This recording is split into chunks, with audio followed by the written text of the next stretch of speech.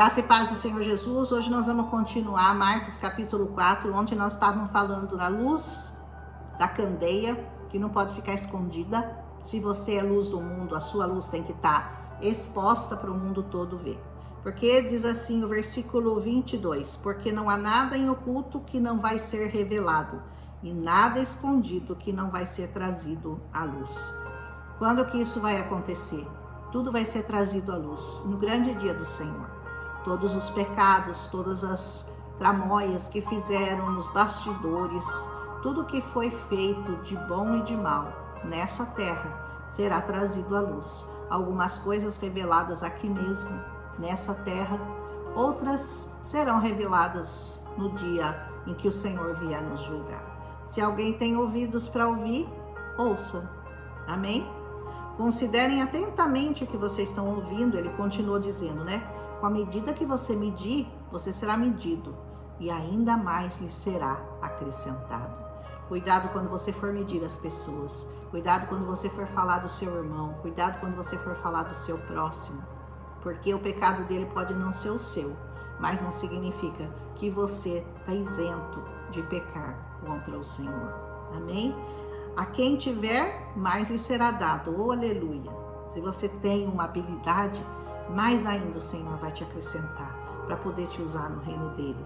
E quem não tiver, até o que tem, lhe será tirado. Se você tem má vontade, se você faz a obra de Deus relaxadamente, até essa habilidade que você tem vai ser tirado de você. E ele prosseguiu dizendo, o reino de Deus, Jesus fala muito do reino, né? Quantos capítulos que nós vamos ouvir Jesus comparando o reino dele com alguma coisa aqui da terra que você possa entender? Porque ele veio para anunciar esse reino, o reino de Deus. É semelhante a um homem que lança semente sobre a terra. Noite e dia, quer ele durma, quer ele se levante, a semente germina e cresce. Embora ele não saiba como, porque a terra por si só produz o grão. Primeiro o talo, depois a espiga, então depois o grão, cheio na espiga. Logo que o grão fica maduro, o homem lhe passa a foice, porque já chegou a hora da colheita. Novamente ele disse, com que compararemos o reino de Deus?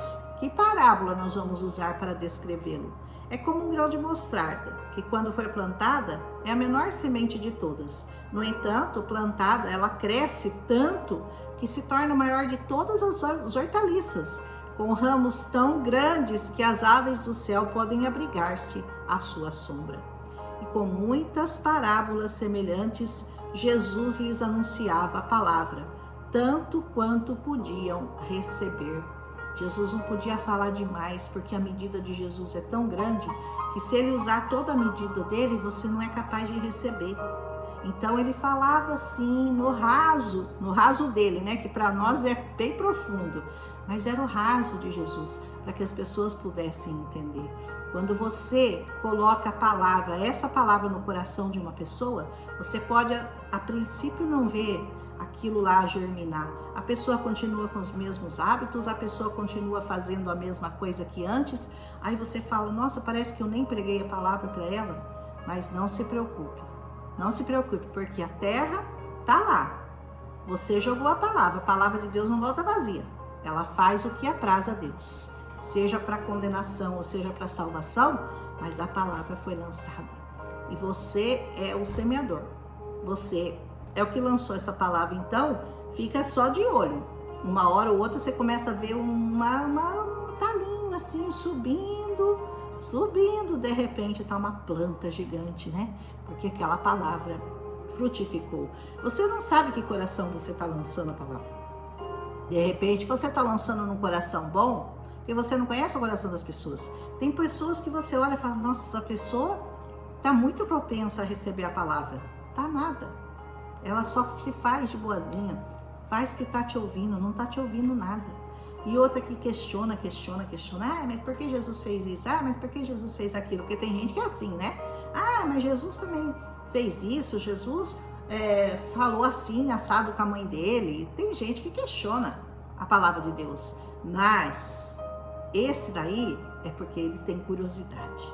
E de repente o questionador, é mais fácil você ganhar para Jesus do que aquele que fala, ai, é mesmo, né? Ai, que lindo, acho lindo o que você fala.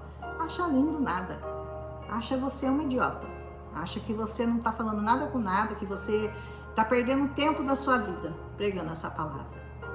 E nós sabemos que nós estamos ganhando, porque isso é a única coisa que vale a pena, o único combate que vale a pena ser lutado nessa terra é esse combate aqui, como Paulo dizia, né? Combati o bom combate, segui a carreira, guardei a fé.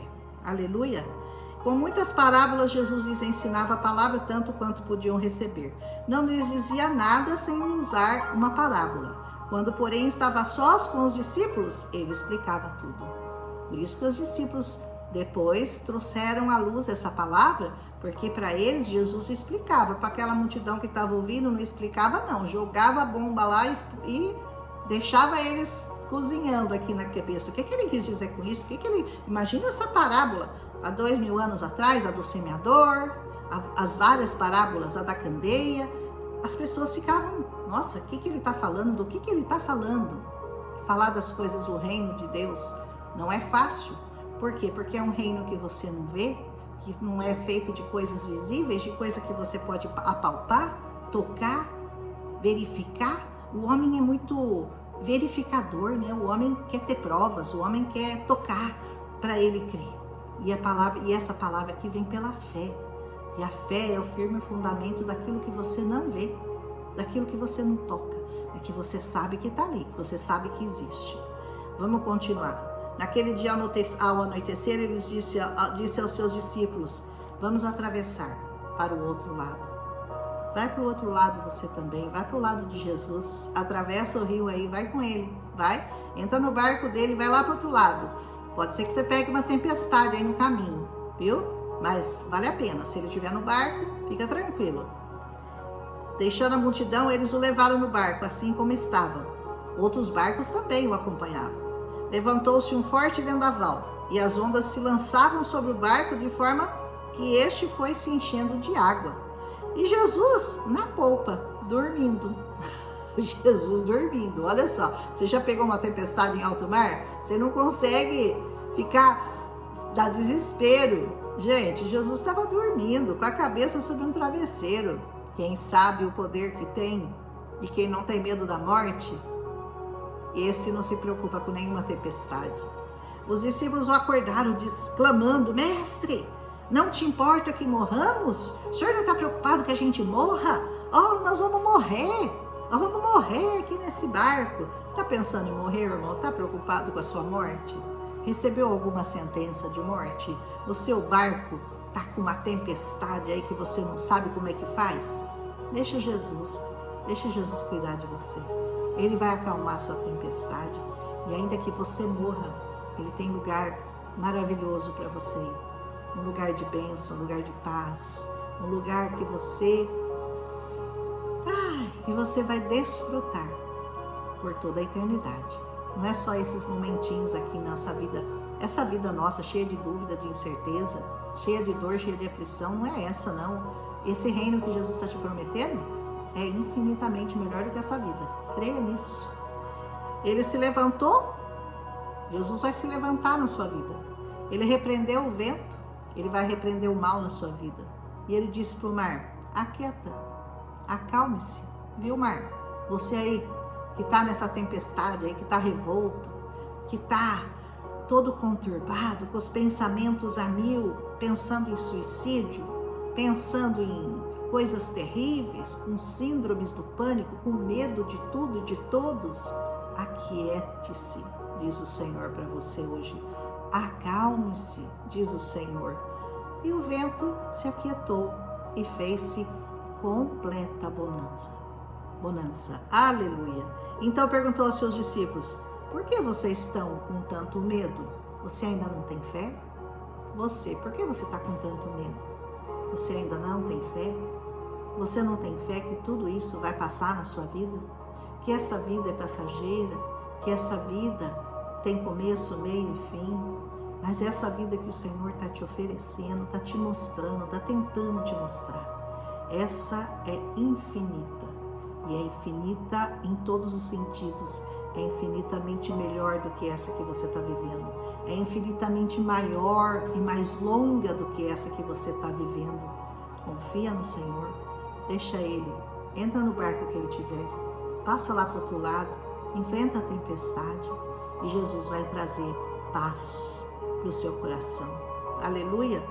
Eles estavam apavorados, mais ainda, em vez de se acalmar, ficaram mais apavorados ainda e perguntavam uns para os outros: quem é esse que até o vento e o mar lhe obedecem? Quem é esse? Você já descobriu quem é esse? Você já descobriu quem é esse? Esse é o grande Deus de Israel.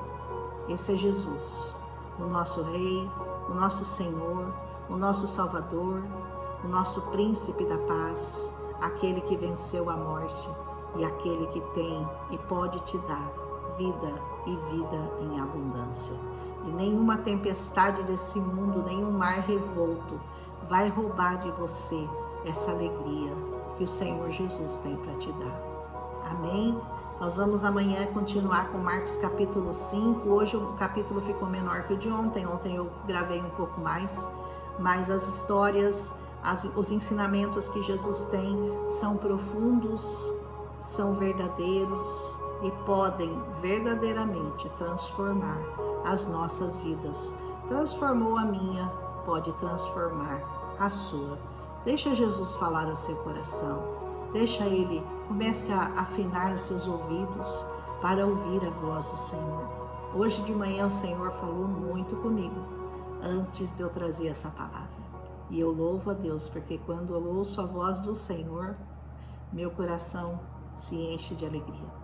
Eu vivo sempre farta de alegria, de gozo, de certezas. Eu não convivo com incertezas. Eu não convivo com tempestades, com síndromes, com pânico, com medo. Eu não tenho medo, porque eu sei quem está no meu barco e eu sei que Ele pode acalmar minha tempestade. Creia nisso e siga em frente. Amém? Deixa seu like aí se você gostou e comente com um amém, compartilhe com mais pessoas o que você achar importante para você alcançar mais vidas através desse ensino diário da Palavra de Deus. Amém? Um abraço e até amanhã com Marcos capítulo 5.